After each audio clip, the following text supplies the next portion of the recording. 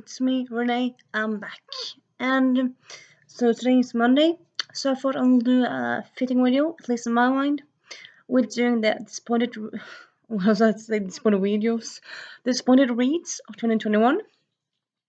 So I'm saying disappointed because honestly, I didn't have that many books that I hated last year, and there were a few I didn't like, but also, I suppose you could say, what's the difference between disappointed and didn't like?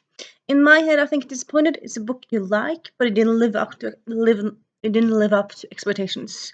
While dislike, there's several aspects you don't like about it. It gives you a bad taste in your mouth, etc., etc.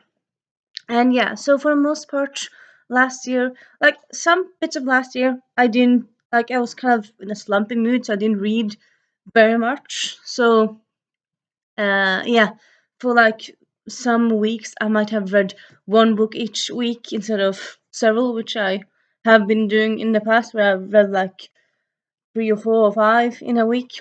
But I didn't do that always last year. Like last year. Well, I suppose last week is still last year. Well, no, not when you see this. When I'm filming it, not when you see it. But yeah, anyhow, I do have one book that I quite frankly didn't like that much. But it also fits in the disappointment because have heard about it for many years, and I just kind of procrastinated with buying it because there's a lot of books I've heard of haven't picked up yet because all the books in the world. But I kind of decided to, yeah, I kind of wanted to buy this and read this last year, which I did. I I still had it on my shelf for a few months before I read it, but yeah, when I read it, yeah, yeah, um, it wasn't as good as I thought it was going to be. And I wonder which book it is. I'm not gonna leave you in suspense for much longer. It is A Wish After Midnight by Seta Elliott. So this is first it was a salon, but actually it's actually a first in a series, well, duology. Well, I don't know if there's gonna be more, but at least now there's 2 books. So it centers around Jenna. She lives in 2001. That sounds weird. Okay, the present in this book is 2001. Even though the book came out in 2008, the present is 2001 for whatever reason.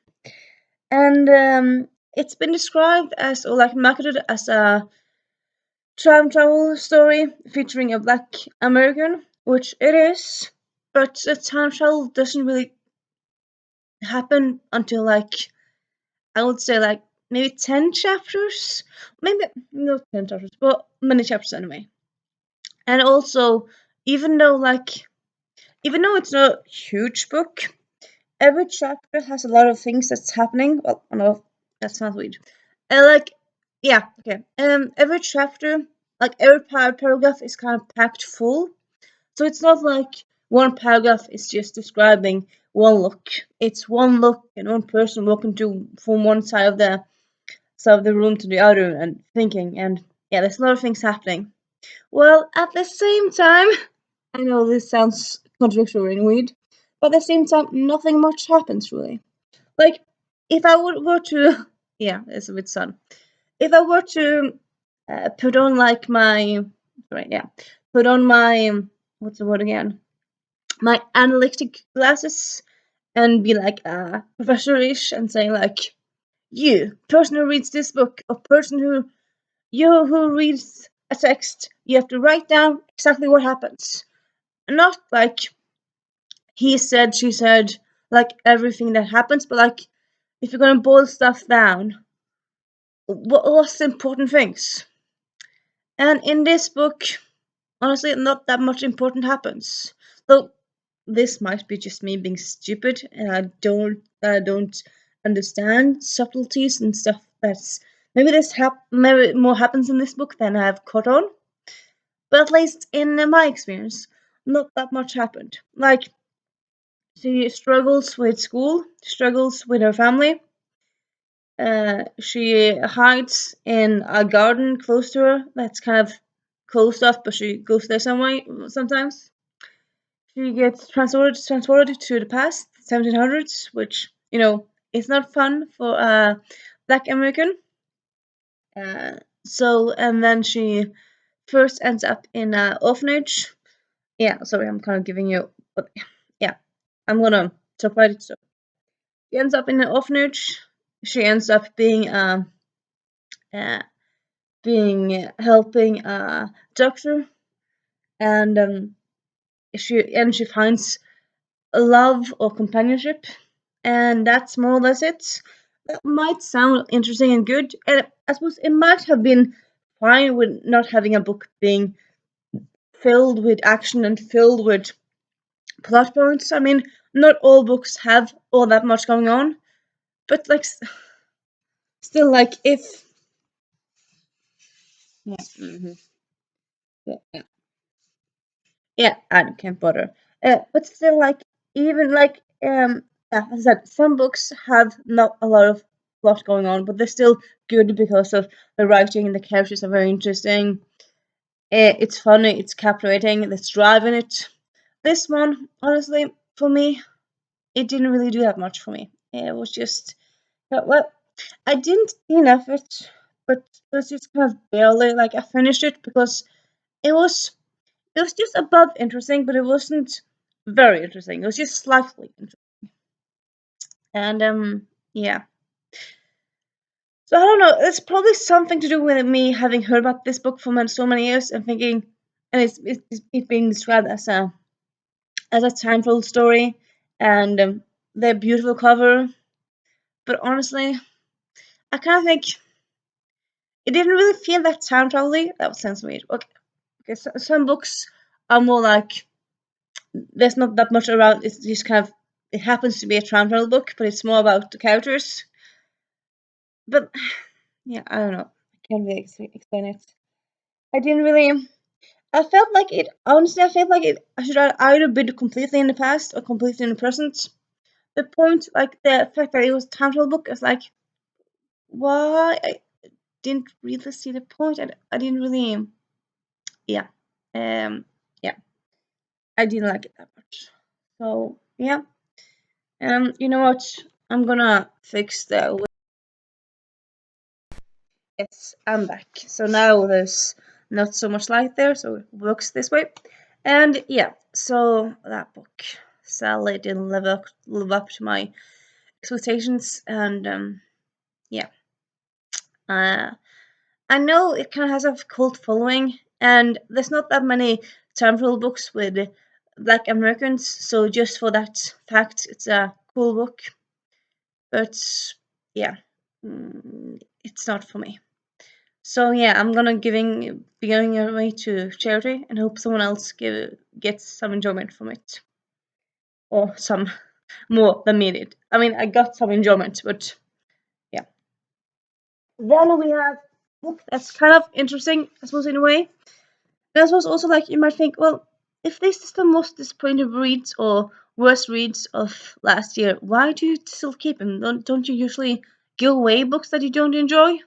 Well, yes, but some of them are more disappointed, not like books I hated or didn't enjoy at all. So yeah, I'm keeping them, and some I'm keeping for different reasons. And yeah, but like anyway, this one I'm giving away. I just kind of want to talk about it in a video. Like for example, this one, like show off that I've read it, and sadly it didn't do much for me. But yeah, stopping with that now. So now I'm going to talk about a bit of a controversial book. It's kind of interesting. But also, in a way, this book is kind of like on the fence. But also, as I said, well, I didn't say that, but like, okay. So honestly, this was the only bad-ish book that I could read last year. Like the other books that I read last year had different bad aspects, but this had the most bad aspects to it. So the other one I'm going to talk about on the list are more disappointed reads than bad ones. That first one was just the only one that was truly bad. Not my cup of tea.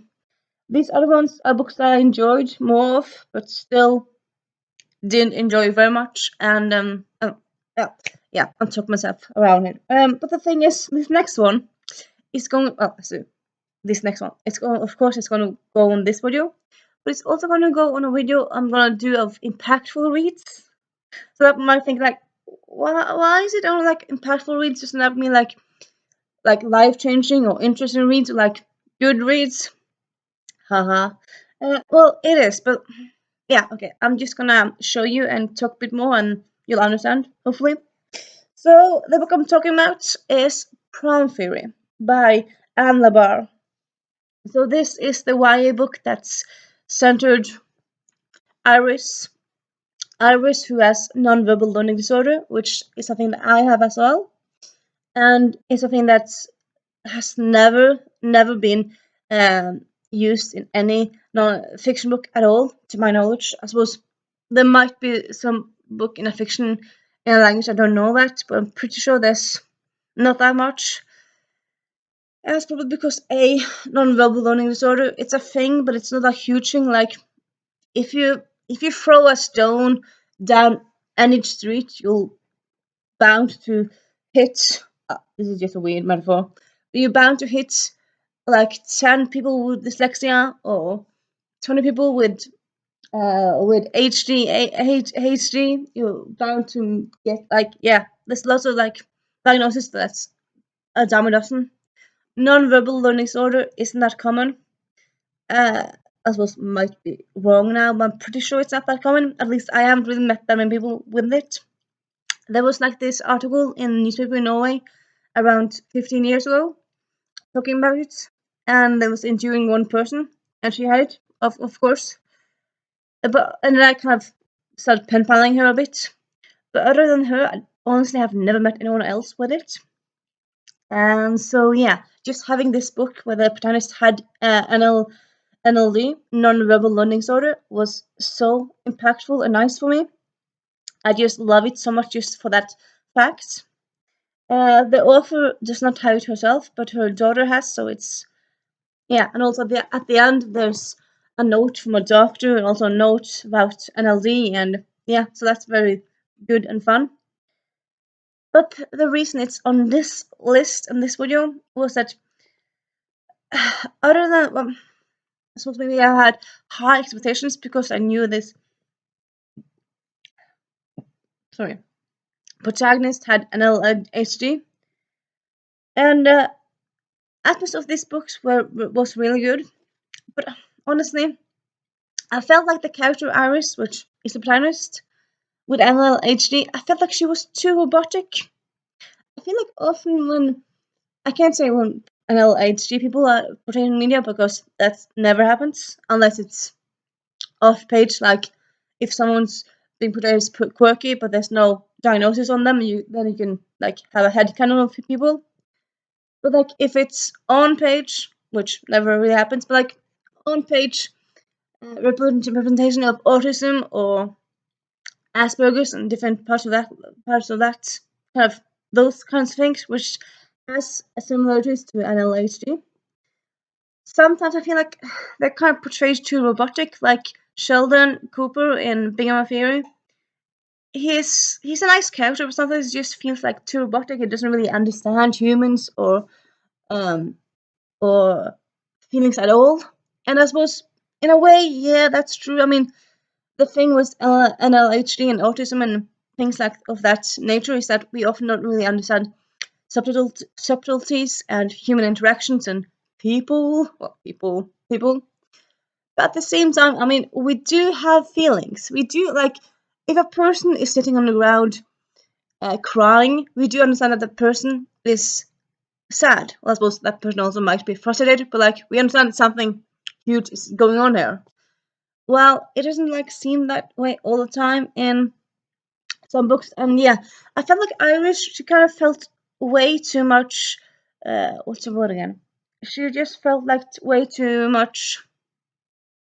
Um, Not obvious, but oh, what's the word again? Oh, oblivious. I can't say words. Yeah, she just didn't understand things at all. Like she was just way too much in the dark, and like, shouldn't you understand things a bit more? And also, like, she was also very into science, and she was very good at science. And I like, uh, do people with NLHD get science? I mean, I kind of huge thing in LAHD is that we don't understand maths, or often we don't understand maths. And also, science has never really been a good thing for me either. I'm pretty sure people with ADHD don't really understand science that much either. I didn't mention that at the beginning, she didn't understand science, but after a while she liked it because he had like answers with two like clear answers. But still, I don't know. Like, I have a kind of complicated relationship with this book because I love that it exists, and I love that it has resources in the back, and just love that it exists. But on the other hand, it's like Iris, she feels too stereotypical in a way, and too robotic, and yeah, um, yeah. But as I said, this is the first non-fiction book ever, at least in my mind. Sorry, it might be a book in Urdu about NLD, but yeah, it's the first kind of in a big language that's out there. So just the fact that it's the first makes it important, and hopefully it's the first of many, not the first and only. Though, and knowing how this stuff happens, probably next one will probably be in like in 10 years' time. But yeah. So yeah, that's book. Yeah, and then we have a book that's it's kind of interesting again. Like, why is this book on this list? But yeah, bear with me, and you'll understand. So this book is the last in a series. I read it just at the end of 2021. Actually, like the last day. It was the last book I finished in that year. Was it? Yeah, it was. No, sorry, it wasn't. I read it on Tuesday. No, I read it on Friday. Friday. Anyway, and yeah, and this is more disappointed reads. This is not like, I wouldn't say it's a really bad read. It's just like kind of, I wanted more from it really. It is The Untold Story by Genevieve Cogman. So yeah, it's the last book in the Invisible Library series, and also a bit little fun digression, but yeah. So in 2019, and also 2021, I finished series that I've been reading for a long time and read like the last in a series. In 2020, it was the last in the Murder Most Lilac. In 2019, it was the last book in Historical Homes. Both of those books, reading both of those books, moved me to tears. Like, I cried because it was over, but also because of things happening in the book. And yeah, I kind of expected to cry at this book also. I didn't. Honestly, a lot of this book confused me. Like, I still enjoyed because, of course, it's an last in a series, so you have characters you very much enjoy and love and all that stuff. And you have good plot and good dialogue and stuff like that. Well, good plot. Well, yeah, it was a good plot. But I would say like the beginning was good. But then maybe like the last part was kind of like, what? What? What? Like the ending just kind of confused me so much. And honestly, in a way, I kind of think that the penultimate book, not this book, but the book before this, could easily have been the last book. Having this book being the last one, just kind of like, it was just confusing, and I didn't really understand why it existed. Yeah, I didn't really. Though I suppose this might also like be one of those cases where on a reread I'll understand it more and kind of get the point of it more. This might be it. Probably, hopefully that's it. But at this point in time, that's kind of my experience with this book. And yeah, that's it for the books that I have. I have a few more books that I have, like that I read, but like I read them and I gave them away. So I just only have them on paper on my story graph. So I'm just gonna find those in a moment. I remember I put them on this list here, so I can just go to this list and see. So yeah, we have a few of these that are actually DNFs. Well, a few of these. Do we have? Okay, yeah, there's one DNF here. actually, just one DNF. So yeah, I'm just gonna move on with them. So up next we have The Hourglass by Tracy Reese. So Tracy Reese, at this moment in time, I've read two of her books. Yeah, two of her. One of them and I enjoyed, even though it was slow. And this Hourglass, I liked the characters, but I felt like it was kind of building up to this huge thing, and then when the thing happened, it's like, that's the thing, that's the thing. I don't know, because the build up kind of felt like, okay, someone's gonna die, or someone's gonna murder someone, or something like that, and that's not what happened. Like, I think almost happened, but it didn't. Uh, and yeah, yeah, I don't know that book. Yeah. Next, we have Hot British Boyfriend by, I forgot to write down all the authors because I'm me. But yeah, Hot British Boyfriend, I would say more it's one of those books that's kind of in the middle. Like, I enjoyed it when I read it, but it was kind of, I enjoyed it like enough. It wasn't like much enjoyment. It was like, huh, this is a good read.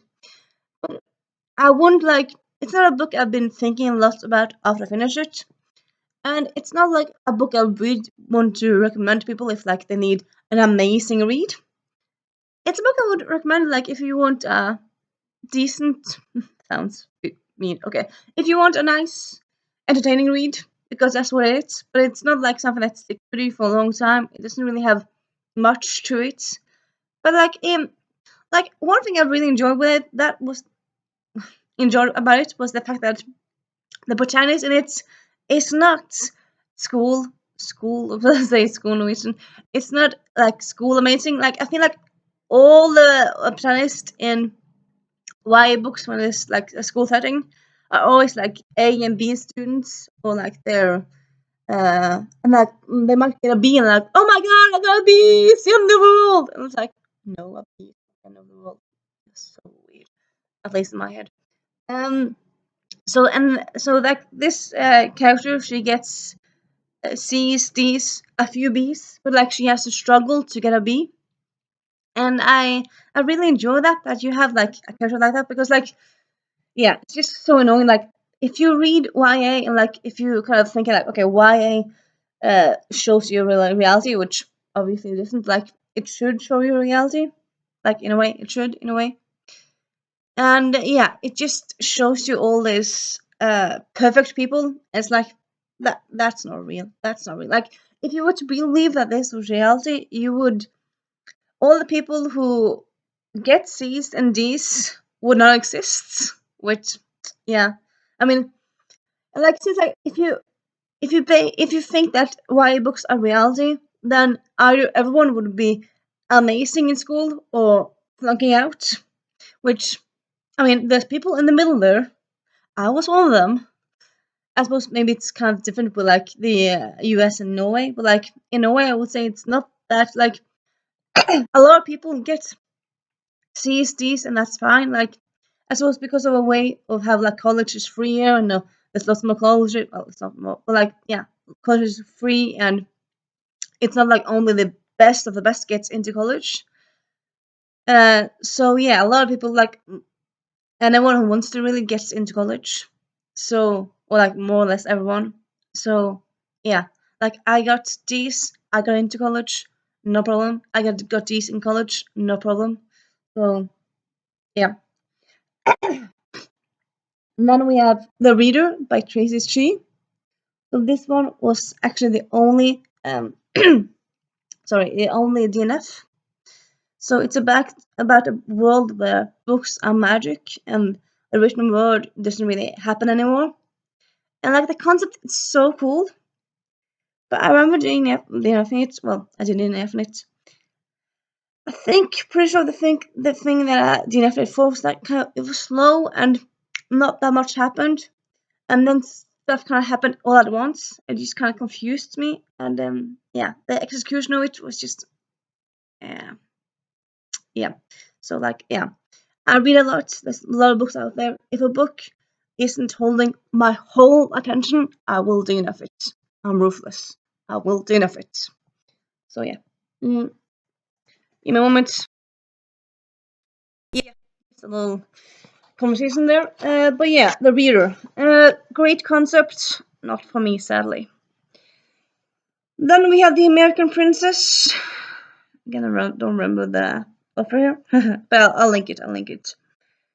This was based around Roosevelt's daughter.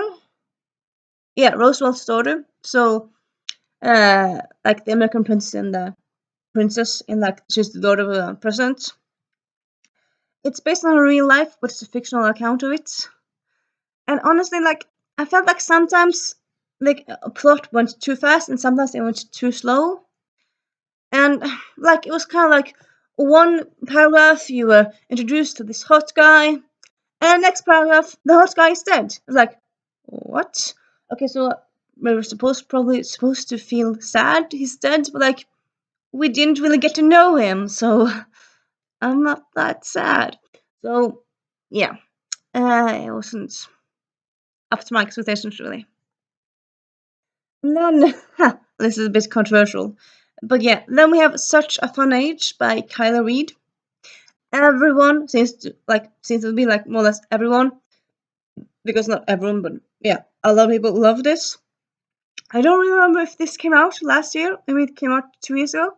But yeah, it wasn't like it's one of those more or less newer books. Though it's not like 2018 book, it's old, but yeah.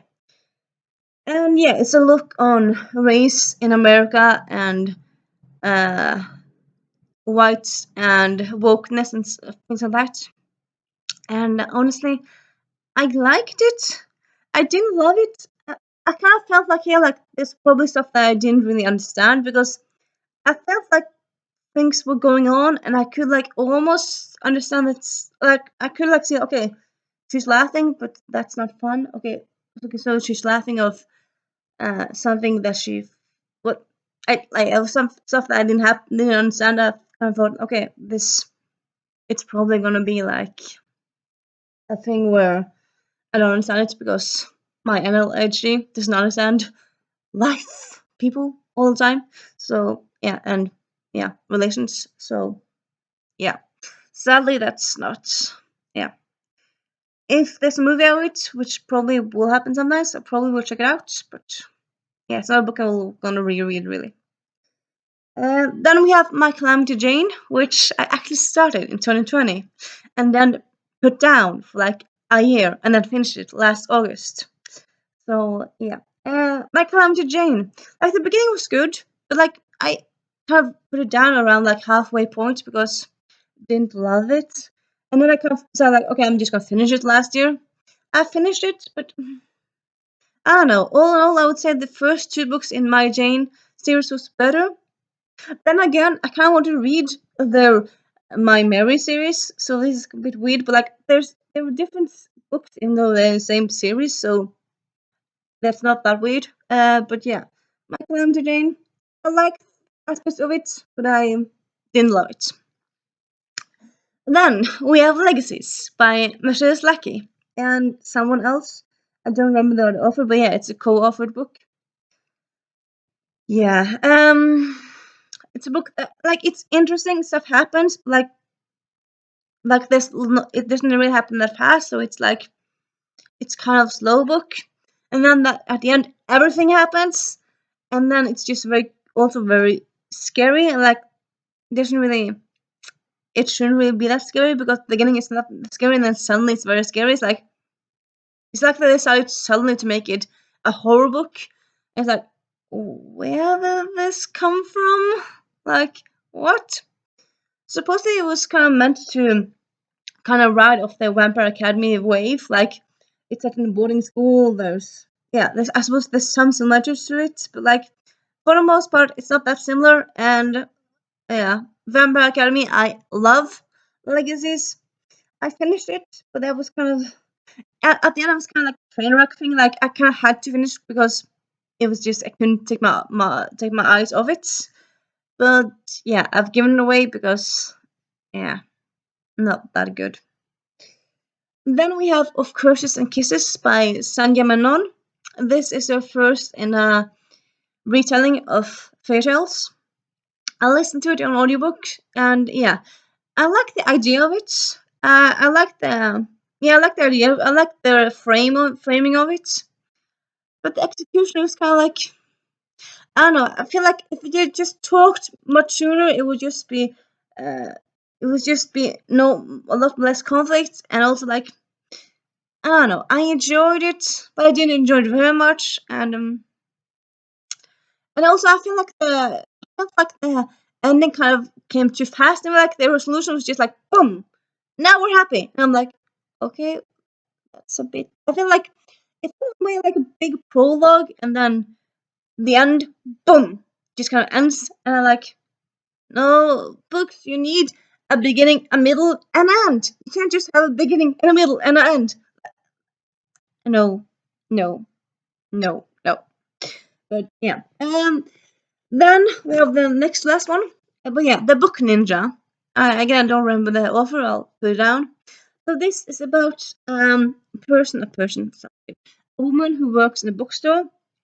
She loves books, which as was often happens when you work in a bookstore, but that could also be just a job. But yeah, this person loves books.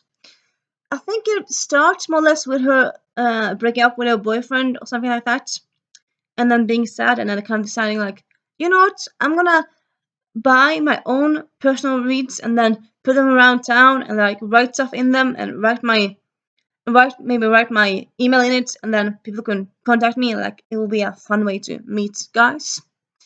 She does that, so that's a cool concept. And then she meets someone outside of this, and she at first it's not serious, so it's fine, but like she still goes on other dates, and that's kind of weird. But she hasn't defined a relationship with the other guy, and like the other guy, he's charming and nice and all that, but his big flaw, and I mean big flaw, is that he loves YA. He's in his 30s and he loves YA.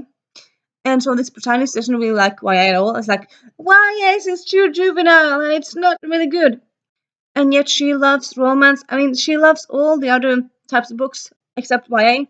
And it's like, wow, you're so damn snobbish. And she has so much against that part of it. It's like, wow. I mean, YA basically just means the age limits. Like, YA consists of John Green, of Gail Foreman, of Rachel Mead. I mean, there's such a variety of YA. So it's like saying all YA is juvenile is bonkers. Yeah, it's just bonkers. And I don't know, the book snobbery of this person is just it got me. It got me. Like except that part, I would think it would be more or less perfect book. But that part of it just got yeah, hated that part of it. So yeah. Yeah. And then last, not least, we have Havenfall by someone. Again, the concept was very cool, very interesting, but the execution was, I don't know, it kind of felt like stuff happened, and then I suppose in a way you didn't really get very much. You didn't get enough time with the characters, so you didn't really care that much when people were hurt and stuff. And I don't know, like in the beginning I enjoyed it, but then it kind of never went from enjoyment to like, oh. I mean, in my head at least, a book is supposed to start like with a minimum baseline of like, okay, this sounds interesting, like a reason. Of course, you have to pick it up for a reason, and then it's just supposed to be all going up, and like at the end it's like, oh my god, an amazing reading experience. But this book is it's out there, and they just kind of went up, and then there, like it's just kind of streamlined. It didn't like reach amazing levels or very interesting levels of enjoyment. So yeah, there's a second book in that series. I'm not picking that up. I'm not that interested. I'm not that bothered. But yeah, and that's my worst slash disappointed reads of 2021. So yeah, just please just kind of listen to my words, and of course, if you have other opinions than me, that's fine for me. If you enjoy some more of these books much more than me, perfect. If you have any other books you want to talk with me about that you didn't enjoy last year, or want to comment about any of these books, please do. And I'll see you soon. Bye.